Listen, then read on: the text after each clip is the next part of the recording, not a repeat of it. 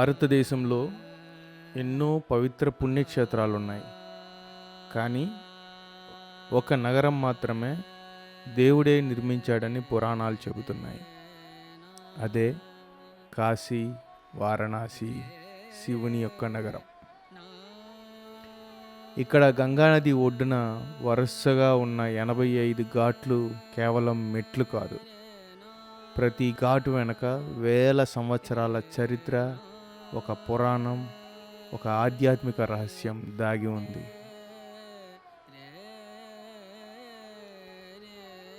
పురాణాల ప్రకారం శివుడు తన త్రిశూలంపై నిలిపిన నగరమే కాశీ. వరుణ అనే నది, అస్సి అనే నది మధ్య ఉండటం వల్ల దీనికి వారణాసి అనే పేరు వచ్చింది. ఈ వారణాసికే మరొక పేరు కాశీ. కాశ అంటే ప్రకాశం, అంటే జ్ఞానానికి వెలుగునిచ్చే నగరం కాశీ.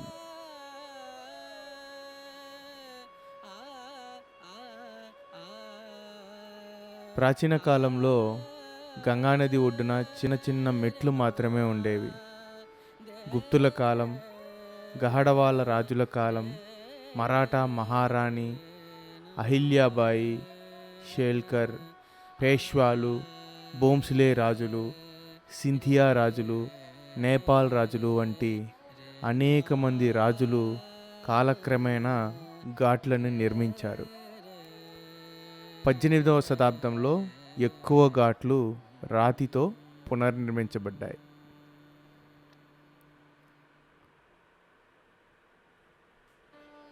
వారణాసిలోని ప్రతి ఘాట్ ఒక ప్రత్యేకమైన పూజ, యజ్ఞం, తీర్థస్నానం లేదా పురాణ సంఘటనలతో అనుసంధానమై ఉంది.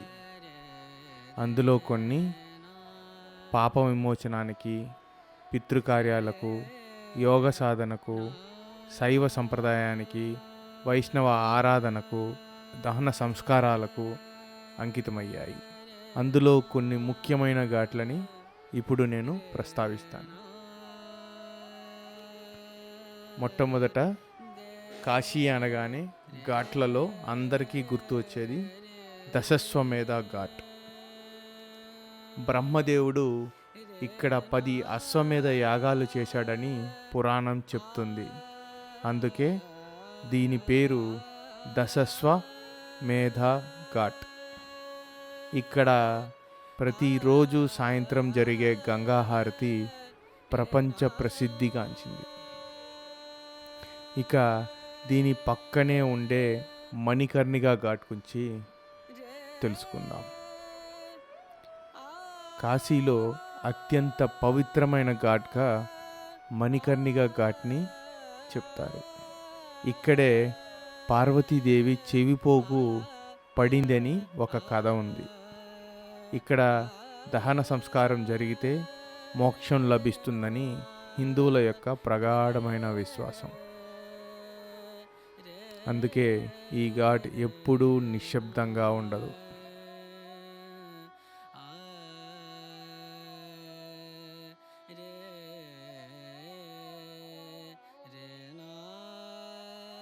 ఇక ఘాట్లలో పవిత్రమైన 3వ ఘాట్ హరిశ్చంద్ర ఘాట్. సత్యానికి ప్రతీక అయిన రాజా హరిశ్చంద్రుల వారు ఇక్కడ శ్మశాన సేవ చేశాడని పురాణం చెబుతుంది. ఇది కూడా ఒక పవిత్రమైన దహన సంస్కారాలు జరిగే ఘాట్. ఇక 4వది అస్సి ఘాట్. అస్సి నది గంగలో కలిసే ప్రదేశం ఇది.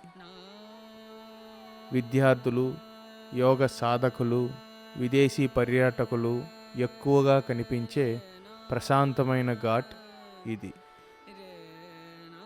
సూర్యోదయ సమయంలో అత్యంత అందమైన దృశ్యం ఇక్కడ కనిపిస్తుంది. అదే గంగా హారతి ఉదయం పూట. ఇక ఐదవ పవిత్రమైన ఘాట్లలో పంచగంగా ఘాట్ నిలుస్తుంది. 5 పవిత్ర నదులు ఇక్కడ కలుస్తాయని పురాణ విశ్వాసం. అందువలన ఈ ఘాట్ని పంచగంగా ఘాట్ అని పిలుస్తారు. ఇక్కడ పురాణాలలో చాలామంది మహానుభావులు, మునులు, ఋషులు ఇక్కడ తపస్సు చేశారని ఒక నమ్మకం. ఇలా కాశీలోని ప్రతి ఘాట్ కూడా ఒక రాజు చేత నిర్మించబడింది.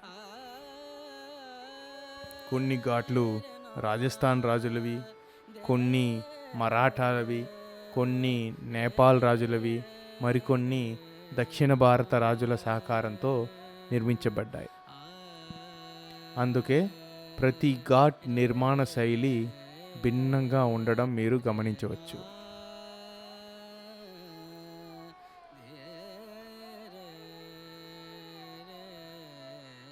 ఇక ప్రతిరోజు సాయంత్రం దశస్వమేధ ఘాట్లో జరిగే గంగా హారతి వేలాది దీపాలతో ఆకాశాన్నే వెలిగిస్తుంది. వేద మంత్రాలు, శంఖనాదం, కంఠానాదం, దీపాల వెలుగులలో ఈ దృశ్యం భక్తుల హృదయాలను పరవశింపజేస్తుంది.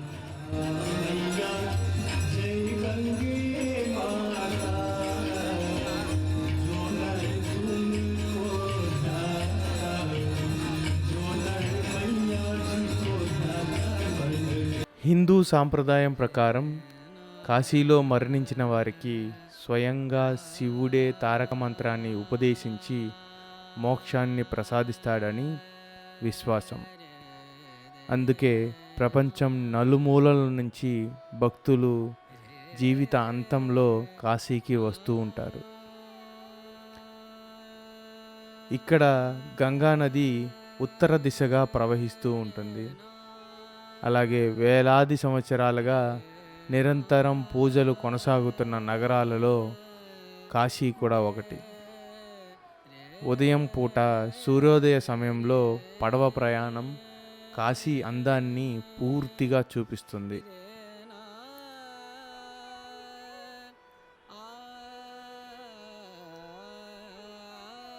కాశీ ఘాట్లు కేవలం రాతి మెట్లు కావు, అవి భారతీయ సంస్కృతికి నిలువెత్తు చరిత్ర, జీవితాన్ని నేర్పే పాఠశాల, భక్తిని నింపే ఆలయం, మరణానికి అర్థం చెప్పే ఆధ్యాత్మిక విశ్వవిద్యాలయం. అందుకే అంటారు, కాశీకి వెళ్ళినవాడు కేవలం ఒక నగరాన్ని చూడడు, శాశ్వత తత్వాన్ని అనుభవిస్తాడు అని. ఓం నమః శివాయ.